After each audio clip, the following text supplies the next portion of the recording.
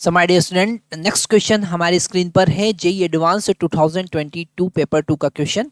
और ये क्वेश्चन भी न्यूमेरिकल टाइप है। यहाँ पर न्यूमेरिकल वैल्यू हमको एंटर करना है। रोटेशनल मोशन का क्वेश्चन है।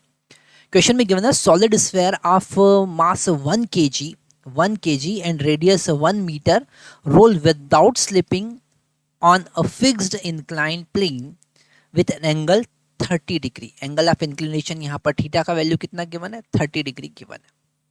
Okay, from the horizontal, two forces of magnitude 1 Newton each parallel to the incline act on the sphere। जैसा हमको दिख रहा है कि इधर से भी 1 न्यूटन का फोर्स लग रहा है, इधर भी 1 न्यूटन का फोर्स लग रहा है, और ये नेट फोर्स जीरो कर देगा, है ना। मतलब इनके कारण जो फोर्स होगा वो जीरो होगा, पर टॉर्क प्रोड्यूस करेगा। ठीक है, कपल जिसको हम कहते हैं, कपल वो प्रोड्यूस करेगा। Act on the sphere both at distance 0.5 metre from the centre of the sphere as shown in figure. The acceleration, हमको इसका एक्सेलरेशन फाइंड करना है। तो यहाँ पर अगर हम फोर्सेस की बात करें तो कौन कौन से फोर्स लग सकते हैं और जो इसको एक्सेलरेशन प्रोवाइड करेंगे। तो यहाँ पर एक फोर्स इसके सेंटर पे लगेगा जो ग्रेविटी का एक कंपोनेंट होगा mg sin थीटा। ठीक है, और डेफिनेटली एक फ्रिक्शन फोर्स पीछे की तरफ यहाँ पर लगेगा, है ना, फ्रिक्शन फोर्स। अगर ये जो पॉइंट ऑफ कांटेक्ट है P, इसके अबाउट हम टॉर्क बैलेंस कर दें तो हमको अल्फा पता चल जाएगा और अल्फा से एक्सेलरेशन पता चल जाएगा। तो टॉर्क बैलेंस करें। फ्रिक्शन यहाँ पर थोड़ा सा ध्यान से समझना है, पीछे की तरफ नहीं आगे की तरफ लगेगा। ये फ्रिक्शन फोर्स आगे की तरफ लगेगा। अगर यहाँ पर हम इस P के अबाउट टॉर्क बैलेंस करें, ठीक है, तो mg sin थीटा इस स्फीयर को इस P के अबाउट क्लॉकवाइज डायरेक्शन में घुमा रहा है, और ये जो फोर्स है दो, इसके कारण जो टॉर्क बन रहा है वो इसको एंटी क्लॉकवाइज रोटेट कर रहा है ना। तो फिर भी ये नीचे आ रहा है, तो हम यहाँ पर अल्फा, मतलब ये ऐसा गोल घूम रहा है, तो अल्फा का डायरेक्शन mg sin थीटा का जो टॉर्क होगा mg sin theta into R minus इन दोनों का कपल जो होगा 1 इंटू इन दोनों के बीच का डिस्टेंस 2 इंटू r/2। ठीक है, फोर्स है 1 न्यूटन और दोनों के बीच का distance r/2 r/2 2 into r/2 is equal to I into alpha हम लिख सकते हैं, है ना।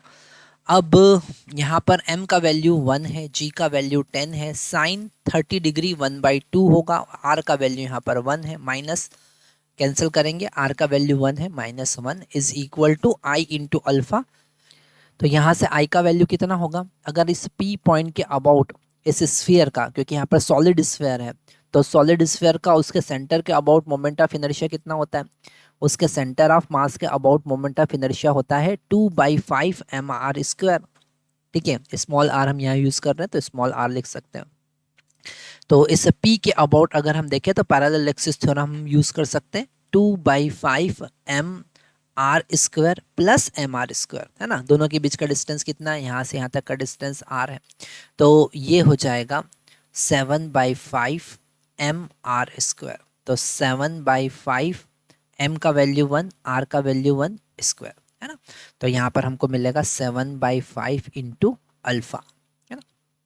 अल्फा का वैल्यू यहाँ से हम कैलकुलेट कर सकते हैं, इसे कैंसिल करेंगे, ये होगा 4 minus 4 is equal to 7/5 into alpha.